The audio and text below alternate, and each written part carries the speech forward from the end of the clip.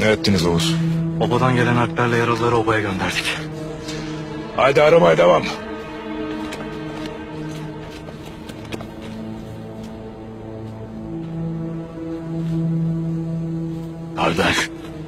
Kardeş bu taraftan gitmişler.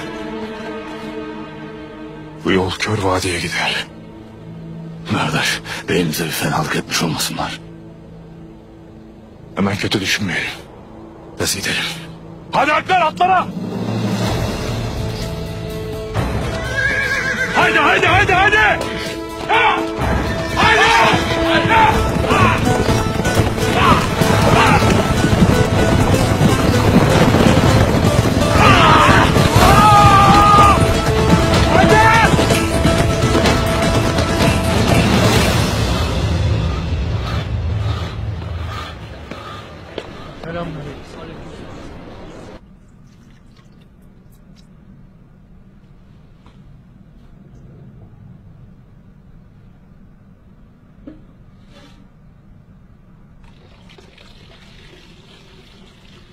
Baba, Kızım, su kalmamış.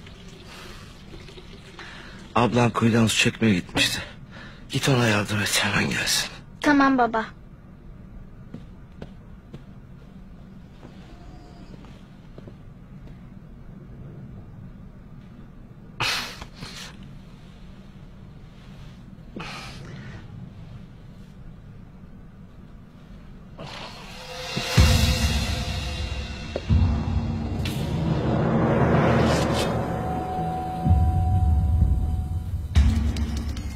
İyi misin kardeşim? Ne istiyorsun? Kasabada tüccarım. Teo derler bana. Obalara mal getiririm. Gelirken papaz efendi sana uğramamı istedi. Bu çıkını da sana ve kızlarına vermemi istedi. Papaz neden ilgileniyor benimle? Ertuğrul Bey'in emriyle yıllardır Söğüt'te Müslim ve gayrimüslimler birbirini kollar, gözetir. Bir çıkmaz olursa da Ertuğrul Bey'e haber verirler. Papaz efendi de kızlarınla bir ihtiyacın olduğunda çekinmeden söylemeni istedi. Görmez misin? Ertuğrul Bey'in himayesindeyim. İyi misin kardeşim? İlacım. İlacı mı istiyorsun? Bunu mu istiyorsun?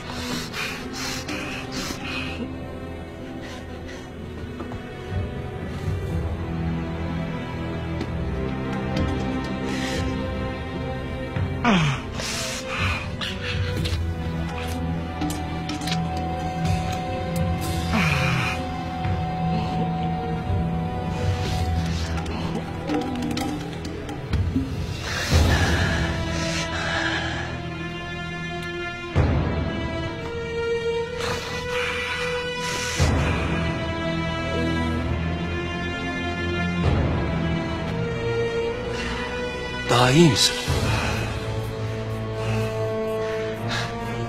Papaz efendiye teşekkür ettiğimi söylersin. Geçmiş olsun söylerim tabii. Bir ihtiyacınız olursa kilisenize her zaman hizmetinizde.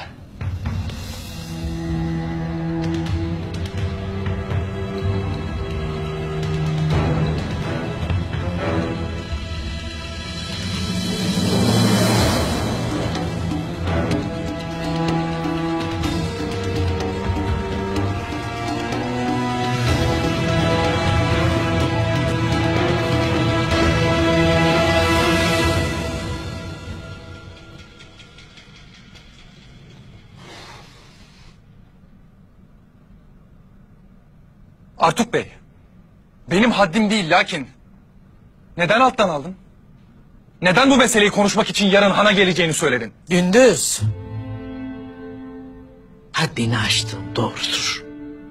Nene. Gündüz'e mesele kimin haklı olduğu değil. Mesele neticede kimin kazandığıdır.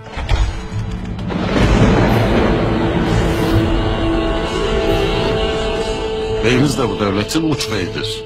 Bize düşen de babamın yokluğunda itibarını korumaktır abi.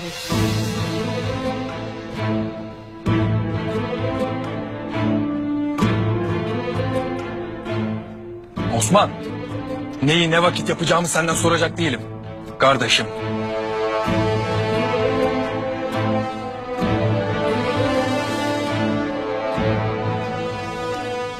Babam 10 yıldır